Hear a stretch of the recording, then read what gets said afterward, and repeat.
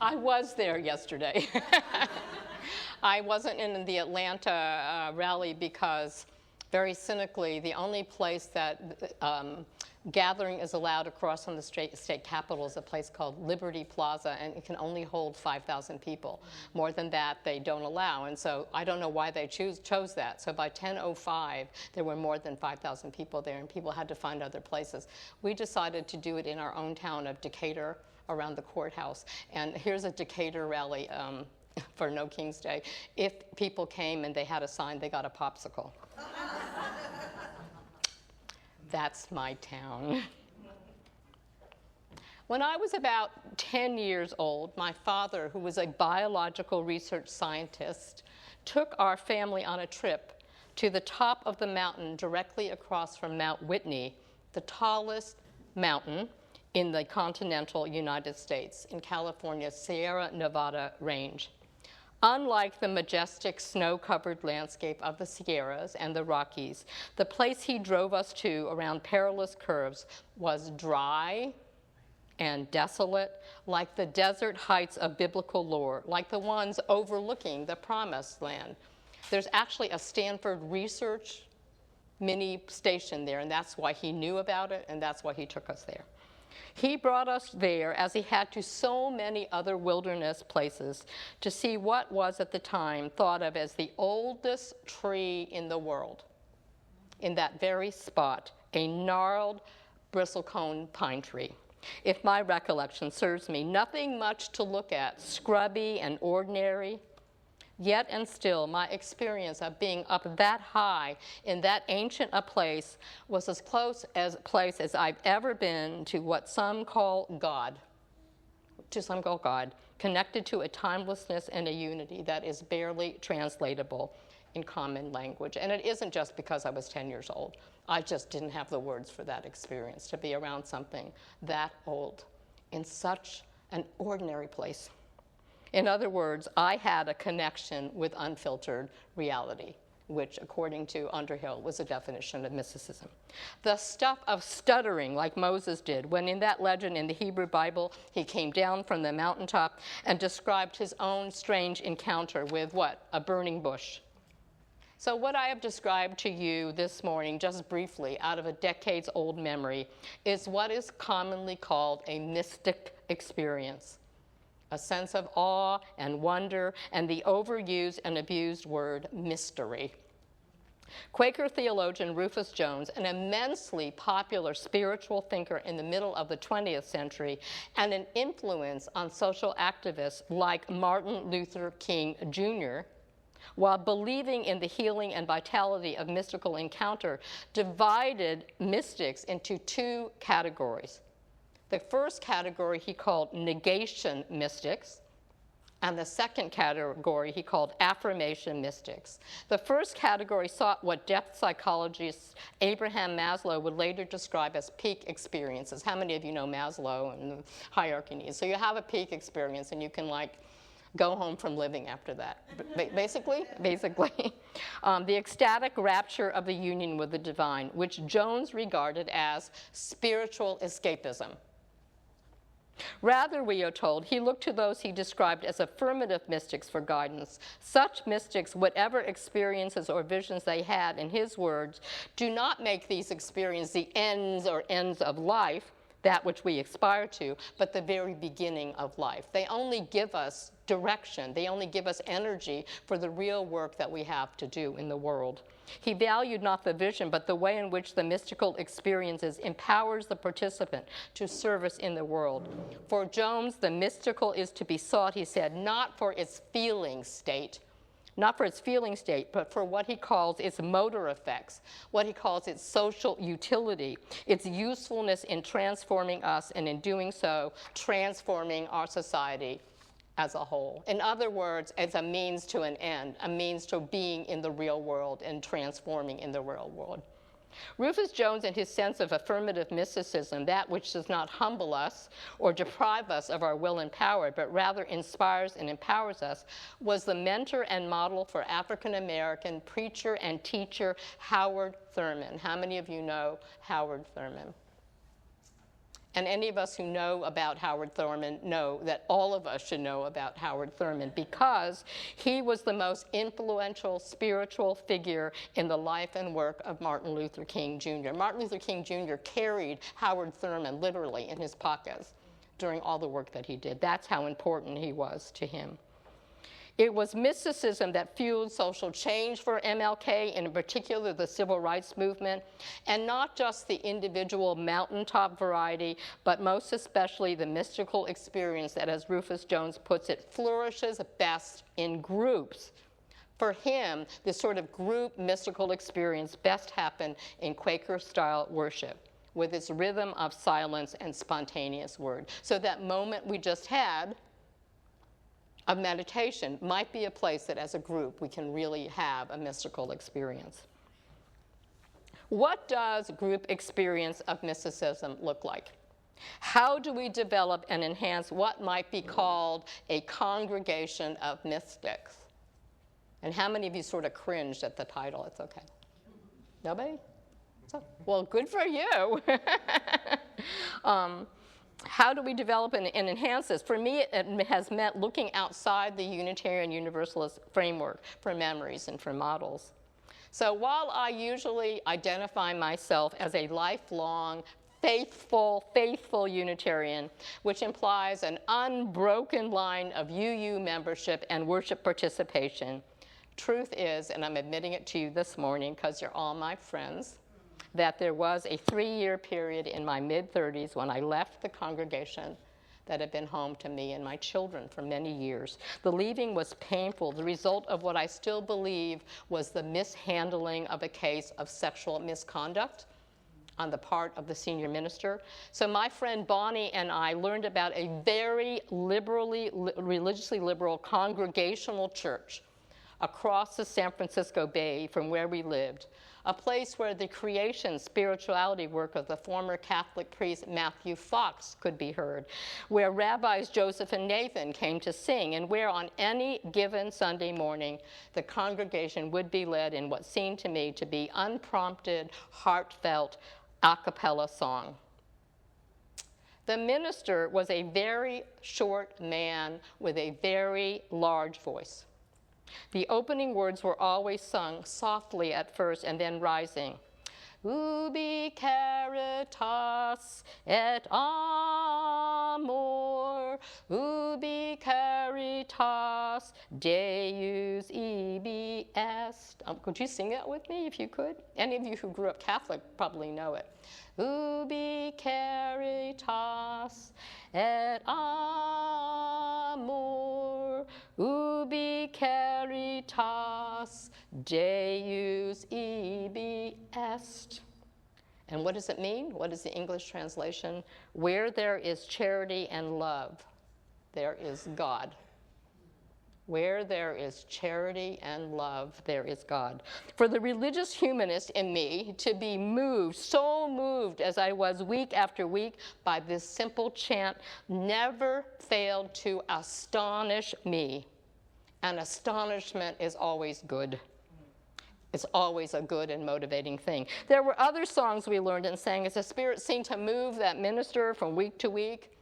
Others from the Taizé community in France, a permanent home to around 100 Catholics from different Catholic traditions, from over 25 countries and every continent. They have made a life commitment to live together in joy, simplicity, and mercy as what they call a parable of community, a sign of what they see as the call to reconciliation at the heart of the world. Life at Taizé followed the monastic tradition, as always turned around 3 axes. So this is what this community does. There's always prayer, there's always work in the world, and there's always hospitality. Prayer, work in the world, hospitality. Their prayer tradition, their worship tradition, in which singing and silence and spoken sharing are central, has attracted thousands of people to visit them and be with them, especially refugees from political oppression and young pilgrims, and has influenced congregations all over the world. There are Taizé communities right here in Georgia that you can visit. In the time I was part of that Tiburon Community Congregational Church, in part because of the power and simplicity of its very ecumenical worship life, that church grew, oh my God, it grew in reputation and influence, with busloads of spiritual progressives making the trip up the hill to an unassuming sanctuary, knowing that by the time they got off the bus and into the sanctuary, that they would be rewarded and sustained always by a sense of connection and wonder, just by being in that space, and energized, like the Taizé brothers and sisters, to make a difference outside the walls of their religious community. Might this Taizé model be part of the model for a renewed Unitarian Universalist worship and movement? Another example of mystical community for me has always been the home church of Martin Luther King Jr., Ebenezer Baptist Church. How many of you had a chance to visit it? In the heart of the Sweet Auburn district in Atlanta. Even in its newer, grander sanctuary, there is always a sense when I am there of deep intimacy and a call to keep the tradition of spiritual activism alive. I was there one year on the opening day of the MLK King Week celebration to hear the gospel group, the Blind Boys of Alabama. From their soulful rendition of Amazing Grace to the regular calls to us to let each other know that things are going to be all right, things are going to be all right, to the singing and swaying and calling and responding, all the elements of this service led to a sense of rich and unbreakable human bonds and of a tie to a larger interconnection.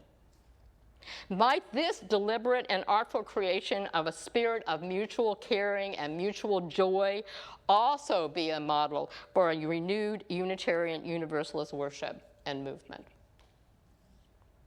My colleague, Reverend Paula Gable, handed me an article a while back that she had copied from Congregations Magazine, which is a publication of Alban Institute, a kind of liberal think tank, religious think tank, and clearinghouse. See what you think, she told me, and if you need to, ignore the Trinitarian language.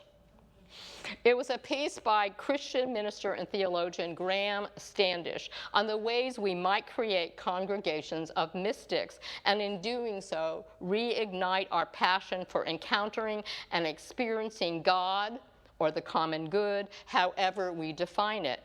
Is there a more spiritual way, he asked, of doing church? So I did, and what I found, even when doing a lot of internal translation of his God language, I found what he wrote both challenging and compelling. And this is part of what he talked about.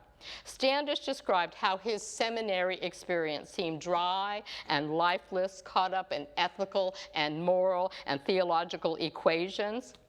He described the central message of his training as, quote, live according to the Bible and the Golden Rule, study the text every week, say that Jesus Christ is your Lord and Savior, and win a free trip to heaven.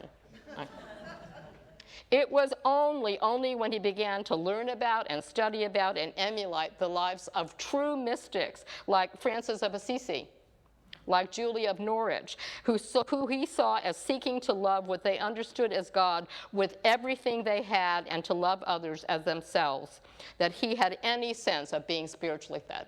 That's when he finally got what it meant to be in the company of mystics. Their pursuit of these loving relationships defined them. Point to any renewal movement in any church, indeed in any religious tradition, any movement that truly leads people to directly and experience and encounter God, or what some of us call the spirit of life, some of us call human unity, and you will, he tells us, discover mystics at the core. Despite this evidence, there is now and always has been a resistance to the mystics among us and the mystical impetus within religious communities. Standish maintains that most congregations have become functional rather than spiritual. How does that hit you? They become functional rather than spiritual. They function like organizations whose main task, he observes, is offering religious programming rather than a body incarnating and opening people to whatever we feel and experience as the holy. The people of today, he says, yearn for much more than just a routine set of rituals and practices.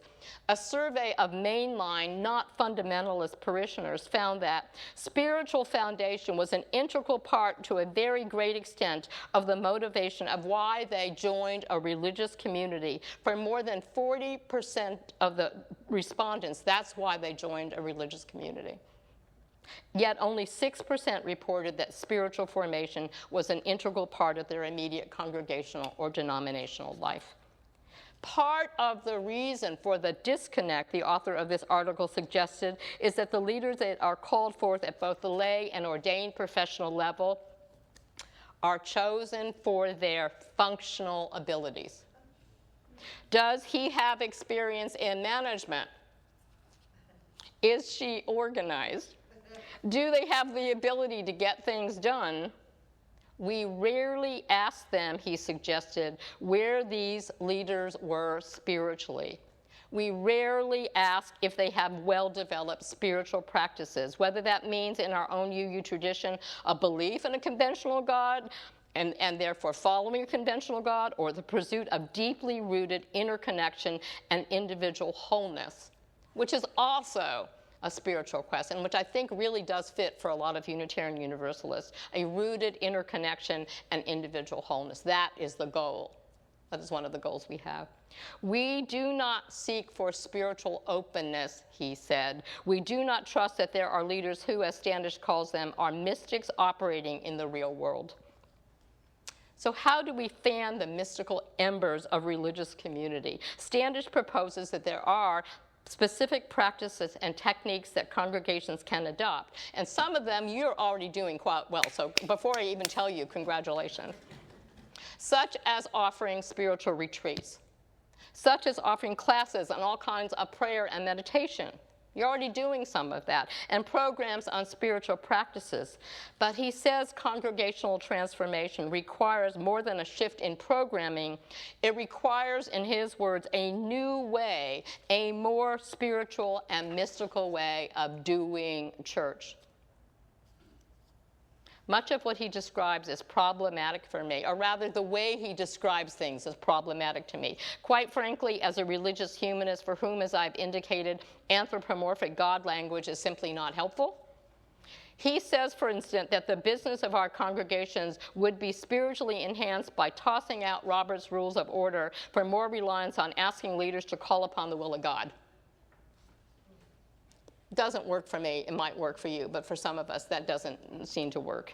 But there is a kernel of deep truth for me in remembering that there is power in discerning what is in the best interest of what Martin Luther King called, and what we Unitarian Universalists often call, our beloved community. How do we get to beloved community?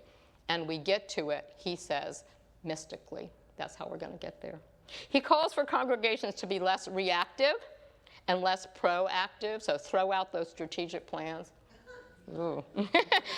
And what he calls more spirit active. Don't you love that? More spirit active, moving more organically, less according to corporate planning, in tune with the natural rhythms and energies of a particular people and a particular place and time. In other words, focusing on our resources rather than focusing on our goals, being more open to how the Spirit moves us in reaching that. He asks us to create congregations where people can freely share their mystical experiences, their mountaintop encounters. And I'll tell you one more, and that's more risky for me, is that after my father died, who was a religious atheist humanist whose mystical experiences I truly believe are around birds, and around understanding, knowing the notes, the first notes of every piece of classical music, Whitaker. That's when my father, I think that's a mystical experience. But after he died, my husband and I were walking our dog in a wood near us. Oh, it's even hard to tell you, but it's true. There was a barred owl that followed us that whole way.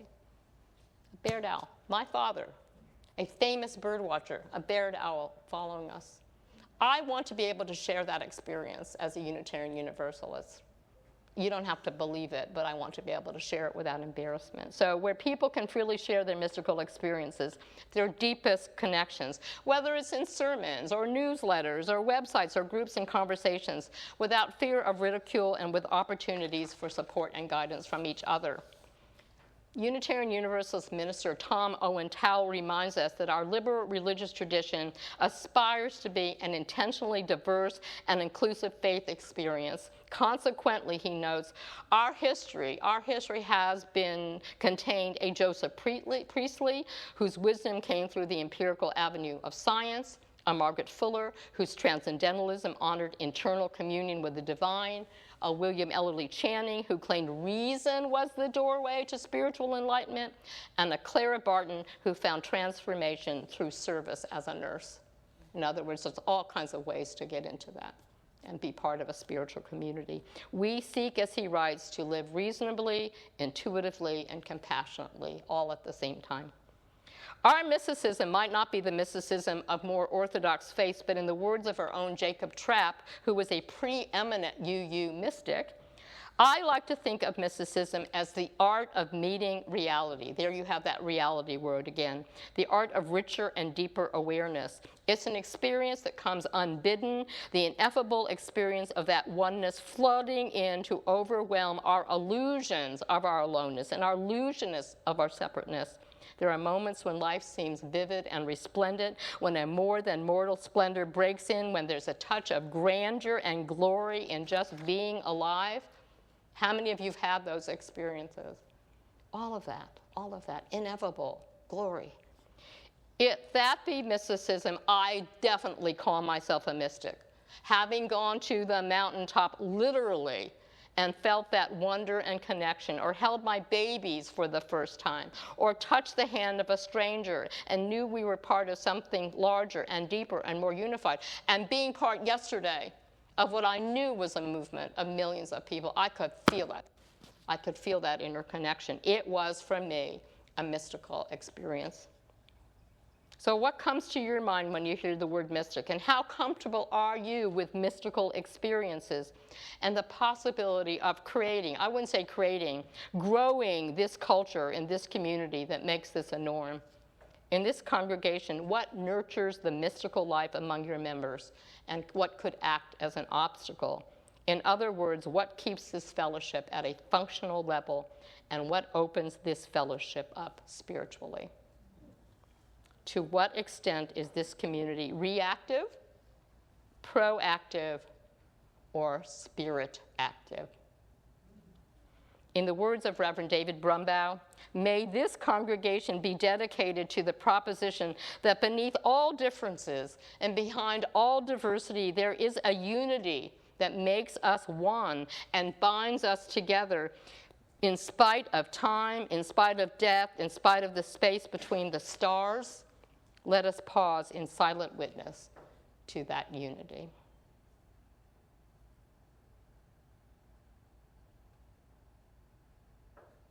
And may it be so this day. Thank you.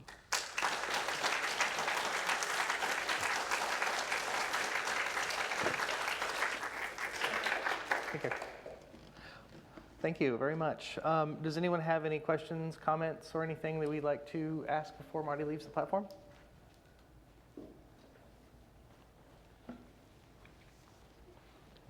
Reverend Keller, in response to your question about this fellowship, I would offer that we have a very healthy, ongoing debate about those issues.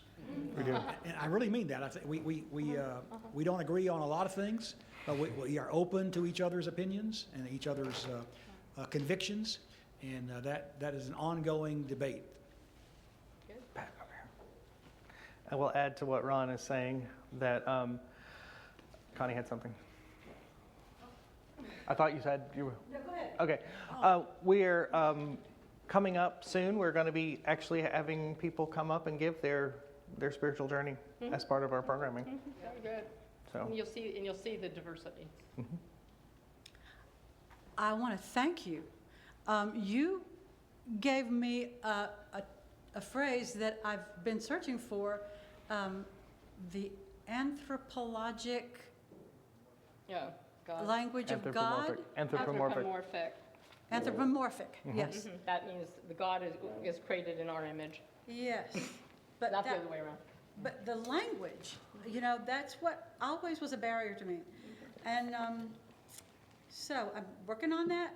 But I also want to add, too, that the mystical experiences that people share are so binding, and maybe more than anything else. We get to learn about each other through those experiences. And thank you for sharing yours.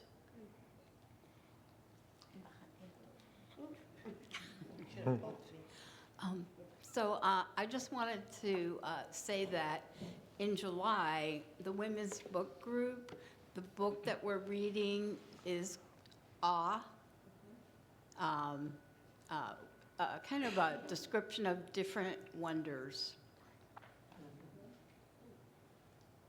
Okay. Any other questions, comments? Oh.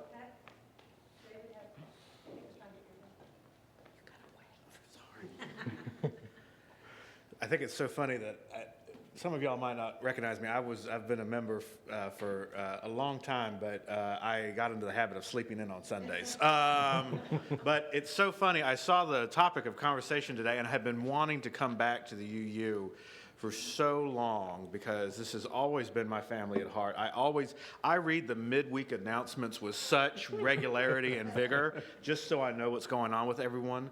And I was thinking about, for me individually, I always go through these phases of like, I'm everything from the most committed atheist to committed agnostic to something in between. And I've been studying in my personal, just out of more of a scholarly interest than anything else.